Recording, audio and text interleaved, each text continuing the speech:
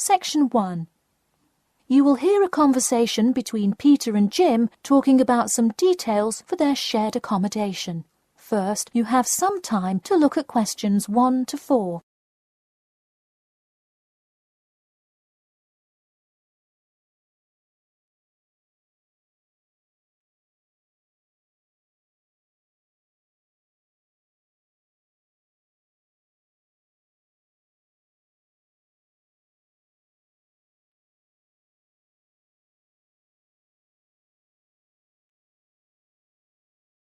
You will see that there is an example which has been done for you. On this occasion only, the conversation relating to this will be played first. Hey Jim, it's Peter. Oh hey Peter, what's up? I thought I'd call so we could hammer out the details for next year's lease. Peter says that he wants to hammer out the details for next year's lease with Jim. So, lease has been written in the space. Now we shall begin. You should answer the questions as you listen, because you will not hear the recording a second time. Listen carefully and answer questions 1 to 4. Hey Jim, it's Peter. Oh hey Peter, what's up? I thought I'd call so we could hammer out the details for next year's lease. That's a good idea. Did we ever decide on how to split the total rent? Well, I was thinking, since my room is bigger, I probably should pay a little more. So I could pay £110 and you could pay £80. Does that sound okay? Considering that my old apartment cost me £100 for a smaller room, I'm definitely all right with that. Hey, I was looking at a map of the area and can't seem to find a bus stop near it. Do you know where we would catch the bus? Well, the bus is actually pretty far from us, but we have that garage that we can park our cars in. Wow, that's great. Convenient parking is hard to find, so we're lucky we have that. Okay, so we have a whole lot of things we'll need to buy when we move in. How do you want to split that up? I was wondering, do you still work at the supermarket? Yep, every Tuesday and Saturday. Would you be able to buy things from there if I sent you a shopping list? Sure, I can do that. Great. Then I can take care of whatever else we need that you wouldn't get at a supermarket. If you want, I'll pick you up from work that day and we can go to the apartment together. Oh, that would be great, thanks. No problem. That way we can split the cost of petrol. Works for me. It's so expensive these days, isn't it? It's downright obscene. Before you hear the rest of the conversation, you have some time to look at questions 5 to 10.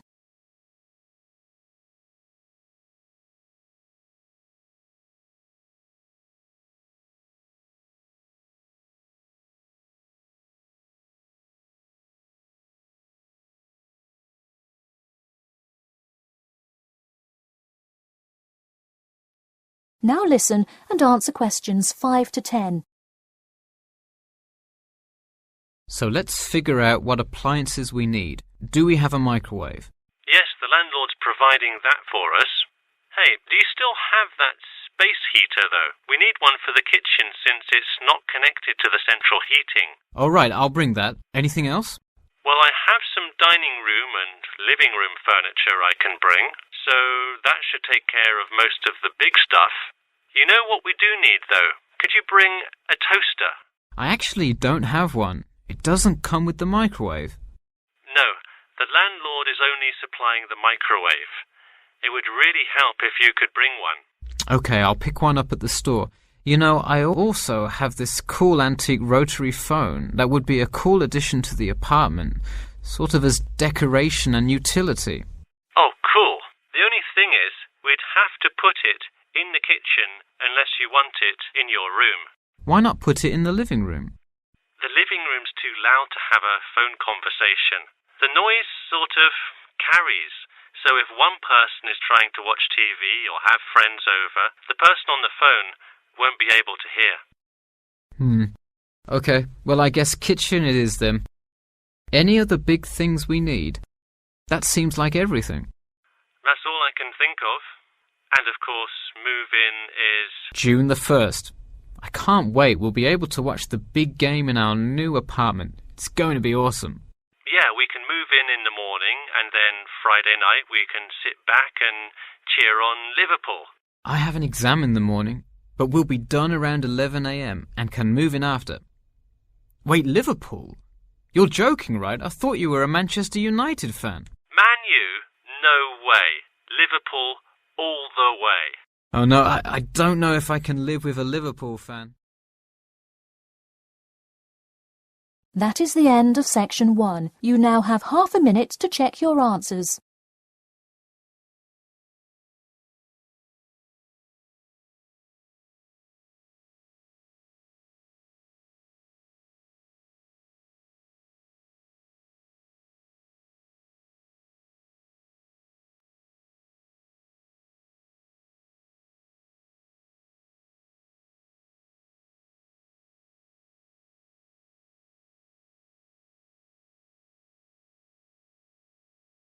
Now turn to section 2. Section 2. You'll hear a talk between a host and a professor called Alison Downing about cocoa beans. First, you have some time to look at questions 11 to 16.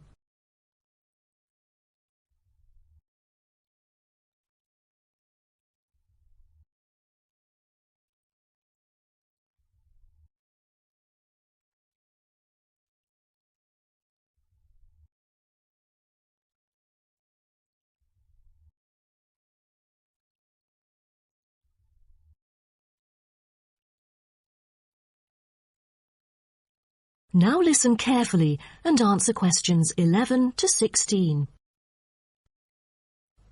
Hello and welcome to today's talk. Here with me is the famous botanist, Professor Alison Downing. So, Alison, tell us something about cocoa beans. Cocoa beans, also called cacao beans, are the primary constituent in making chocolate. Grown in tropical areas in South and Central America, West Africa and Asia, the cocoa tree is often raised on small family-owned farms. When the harvested pods are opened to expose the beans, the pulp and cocoa seeds are removed and the rind is discarded. The pulp and seeds are then piled in heaps, placed in bins or laid out on grates for several days. During this time, the seeds and pulp undergo a process called sweating, where the thick pulp liquefies as it ferments. The fermented pulp trickles away, leaving cocoa seeds behind to be collected. This is when the beans are harvested, and then the bags holding them are ready to be transported. But the most important step in processing the cocoa bean is cleaning it. Once the beans are unloaded from the railroad cars, the packages are opened and then weighed by machines. Then the pods are split, and the seeds or beans are covered with a sweet white pulp or mucilage. On arrival at the factory, the cocoa beans are sorted and put in a hopper to be cleaned more rigorously. The wet beans are then transported to a facility so they can be fermented and dried. They are fermented for 4 to 7 days and must be mixed every 2 days. They are dried for 5 to 14 days, depending on the climate conditions. The fermented beans are dried by spreading them out over a large surface and constantly raking them. Then the beans are ready to be roasted. Now, roasting takes place at a high temperature, and then the beans are boiled in a heated chamber. During the roasting process, the beans will be expanded and cracked. But prior to this, the beans are trodden and shuffled about using bare human feet. During this process, red clay mixed with water is sprinkled over the beans to obtain a finer colour, polish and protection against moulds during shipment to factories in the United States, the Netherlands, the United Kingdom and other countries. Now, back to what I was saying. After the beans are cracked, they need to be cooled. Then the roasted beans are sealed in pockets. Before you hear the rest of the talk, you have some time to look at questions 17 to 20.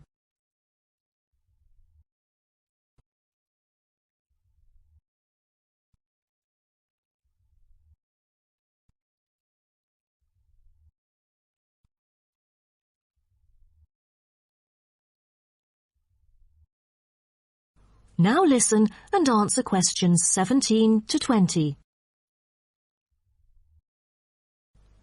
Wow, that is not a simple process, is it? But someone told me that different roasting levels of coffee can lead to different kinds of flavours.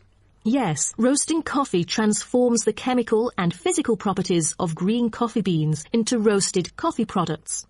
The roasting process is what produces the characteristic flavour of coffee by causing the green coffee beans to change in taste. Unroasted beans contain similar, if not higher levels of acids, protein, sugars and caffeine as those that have been roasted, but lack the taste of roasted coffee beans due to the Maillard and other chemical reactions that occur during roasting. The vast majority of coffee is roasted commercially on a large scale, but small-scale commercial roasting has grown significantly with the trend toward single-origin coffees served at specialty shops. Some coffee drinkers even roast coffee at home as a hobby in order to both experiment with the flavour profile of the beans and ensure the freshest possible roast. So here, I'm going to introduce some of these roasted coffee beans and their special flavours. Now, the first crack is lighter bodied and has a higher acidity level with no obvious roast flavour and is popular for its special mild taste. This level of roast is ideal for tasting the full original character of the coffee. The green beans are raw, unroasted coffee beans. They are strictly hard beans with a smoky flavour and are slightly acidic. We've also got French roast, and the flavour that comes across in French roast coffee usually has more to do with the roasting process than the actual quality of the beans. By the time the beans are dark enough to qualify as French, most of their original flavour has dissipated. In its place come the flavours of caramelising sugar, bittersweet coffee, and often a bit of chocolate. And finally, espresso smoky. That is, coffee brewed by forcing a small amount of nearly boiling water under pressure through finely ground coffee beans. Espresso is generally thicker than coffee brewed through other methods, has a higher concentration of suspended and dissolved solids, and has creamer on top. As a result of the pressurized brewing process, the flavours and chemicals in a typical cup of espresso are very concentrated. Espresso is also the base for other drinks, such as cafe latte, cappuccino, cafe macchiato, cafe mocha, flat white, or cafe americano. That is the end of section 2. You now have half a minute to check your answers.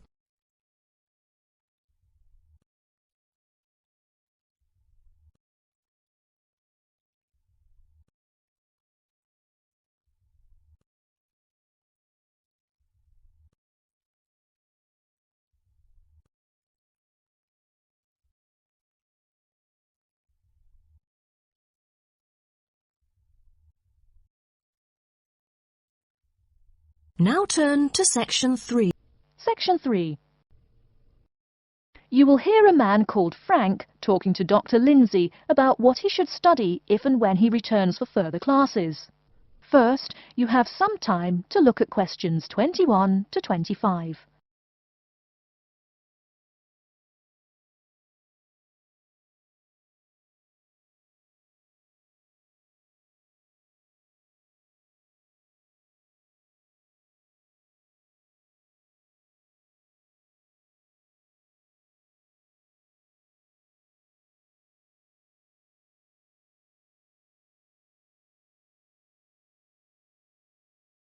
Now listen carefully and answer questions 21 to 25.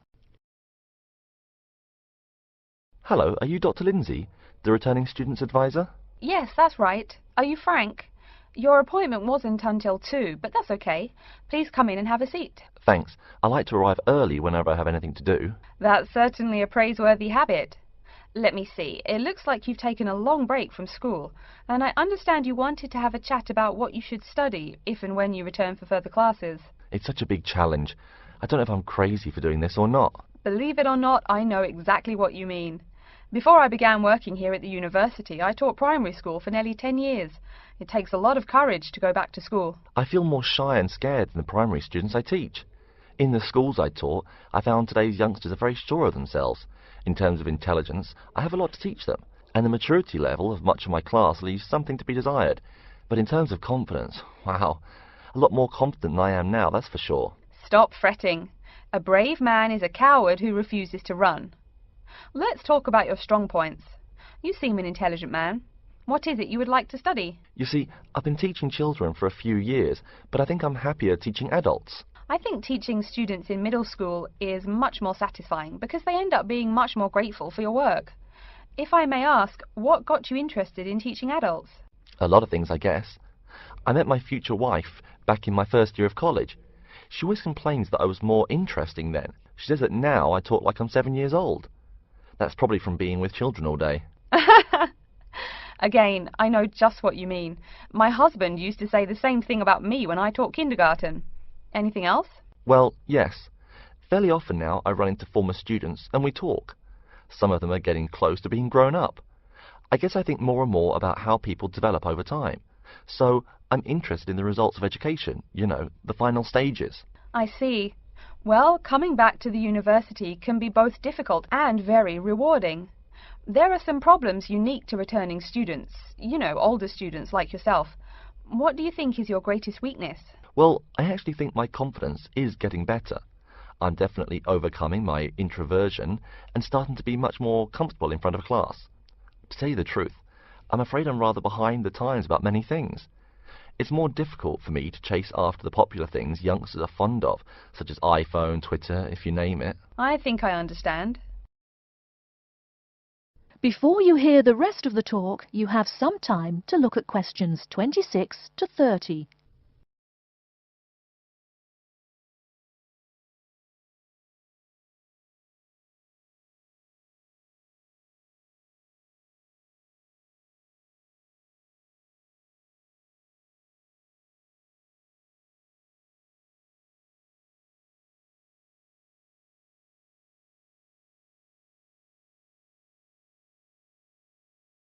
Now listen and answer questions 26 to 30.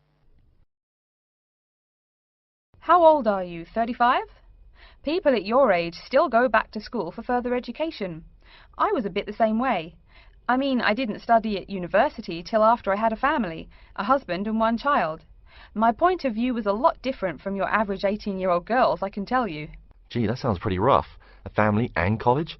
Clearly you weren't unsuccessful, though. It was, Frank, it truly was. My first term at school was extremely stressful.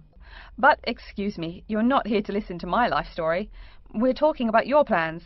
Is there anything unique I should know about you or your past experience or plans? I'm afraid not. There is nothing interesting about my career or plans. It's really not too impressive. Now, I forbid you to talk like that. This is your one life, and if you're not interested, why bother living it? Don't be so humble, Frank. Okay. My wife says I'm a wimp. Let's talk about your dreams a bit. You want to teach adults, you said. What would you like to teach them? Well, when I first came to college, I really liked languages and literature.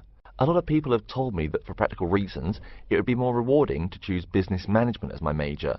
But I made up my mind to study liberal arts once I got the idea of going back to school. I must say it's refreshing to meet someone who knows there's more to an education than computers and finance. Let's have a look at the university course catalogue. Excuse me, Dr. Lindsay, before we do that, could I maybe ask you some questions about changes in university life?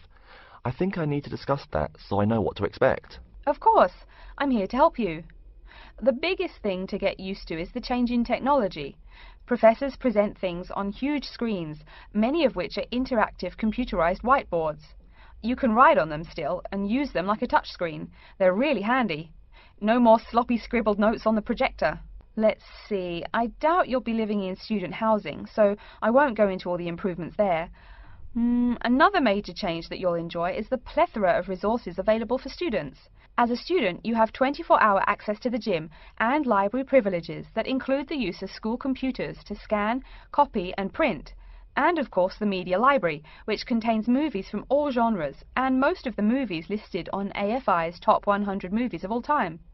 The dining facilities are also not what they used to be. They offer choices for all diets and you can expect a hot meal any time of day. Wow, things really have changed. I'll be sure to utilize all those great facilities in my time here. Thanks for all your help, Dr. Lindsay. I think that's all the questions I have for now. That is the end of section 3. You now have half a minute to check your answers.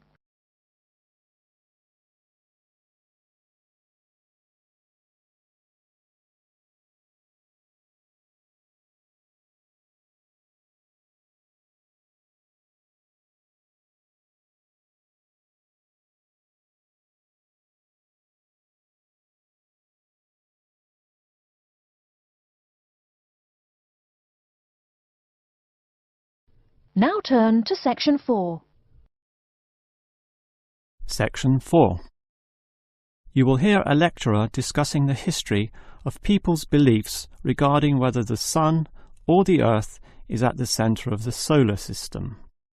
First, you have some time to look at questions 31 to 33. Now listen carefully and answer questions 31 to 33. In the night sky, the stars appear to revolve around the Earth, rising in the east and disappearing in the west. The Earth itself seems solid, fixed and stable, and such common-sense perception suggests that the Earth is the centre of the universe. This is known as geocentrism, with geo meaning Earth, and all pre-modern civilizations drew this conclusion. We now know, of course, that the Earth revolves around the Sun, and this is called heliocentrism, with helio meaning sun. But historically, it took quite a while for this to be deduced. As early as the 3rd century BC, an ancient Greek astronomer, Aristarchus of Samos, proposed heliocentrism, but received little support from his peers. Similarly, throughout subsequent history, isolated individuals proposed this new idea, but again, no one was listening. Geocentrism just seemed too logical to refute. Geocentrism also fitted the views of the established Christian Church, who could quote biblical passages such as, "The world also shall be stable, that it be not moved." Those who dared disagree were subject to accusations of heresy, often with dire punishments to follow. The trouble was, as the night sky was observed more closely, that simple revolution of the stars proved not so simple at all. In relation to the other stars, some steadily wandered in given directions, then sometimes reversed for months, and disappeared altogether. They were called planets, meaning wanderers. In addition, the position of the Sun and Moon altered slightly over the year, and comets, those mysterious glowing spots, would come and go. In order to predict the motion of the planets and accurately serve the primary purpose of navigation for sailing ships, increasingly elaborate mathematical models were needed, a sure sign that something was not quite right. Before you hear the rest of the lecture, you have some time to look at questions 34 to 40.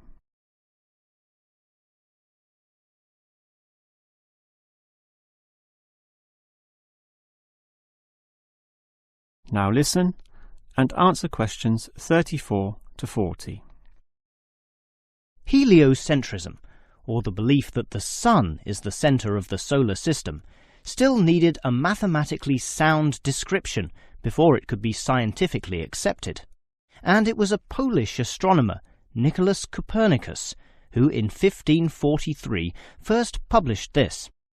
This event is sometimes referred to as the Copernican Revolution. Copernicus himself certainly feared the consequences of his proof, knowing full well it might invoke the anger of the established church. Probably for this reason, he waited until the last year of his life, when he was sick and dying, to release his findings. In addition, the preface of the book, written by a respected member of the church, stated that the model was not necessarily correct. As a result of this, there was no revolution whatsoever. In fact, the book received scant attention in the subsequent decades, apart from a few irate clergymen who angrily dismissed the whole scheme as irrelevant. Yet the following generations of astronomers did not always fare so well. The Italian scientist Galileo got into trouble, as did a fellow Italian with the surname Bruno, Giordano Bruno, who was burnt at the stake. Yet ultimately nothing could slow the spread of heliocentrism across Europe. It formed the basis of Isaac Newton's great work on the motion of the planets, a work which implied that even the Sun, around which the Earth circled, was itself in motion around a common centre of gravity. No discourse about heliocentrism could finish without mentioning that, somewhat unbelievably, there still exist those today who choose to believe that the Earth is the centre of the universe. Modern geocentrism is usually the result of literal interpretations of the Bible, which is the cornerstone of these people's beliefs. They, therefore, also believe in creationism, that is, that a God created everything, and while we may smile at this, it is sobering to consider that surveys have revealed that up to 10% of British people, 12% of Europeans, 20% of the USA, and 25% of the Middle East still hold the belief that the sun revolves around the Earth. One can only wonder what Copernicus would have thought of this. That is the end of section 4. You now have half a minute to check your answers.